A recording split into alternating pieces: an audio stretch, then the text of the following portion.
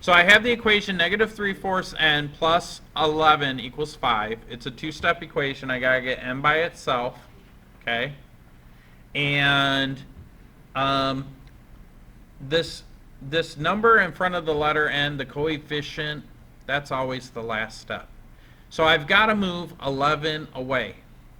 If I'm adding 11 in the original equation, then I would do the opposite of adding, which means I'm going to subtract 11. Whatever I do on one side, I have to do on the other. This will cancel because 11 minus 11 is 0. 0 plus this stuff is just this stuff, negative 3/4 n. Then 5 minus 11. Now, if you're not good with this stuff, I'm starting on the number line at positive 5. I'm going to go 11 spaces in the negative direction. That's going to leave me at negative 6. Right? Because I've got 5 spaces here and 6 spaces here, which is 11 spaces. Now, I don't like the fraction. I can get rid of a fraction in any equation if I take the whole equation and multiply by the denominator. In other words, I'm going to multiply everything by 4.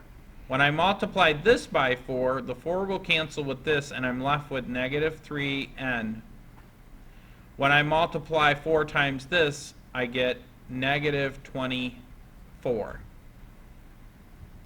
Lastly, I'm going to get rid of this negative 3. I'm going to divide by negative 3. Don't be confused. Some people will try to add 3 because they see the negative sign.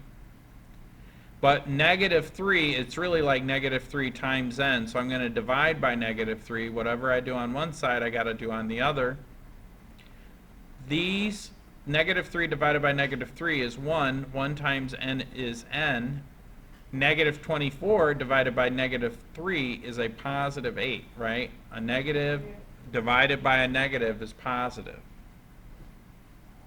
Okay? Any questions on that one? No, no, no. Okay.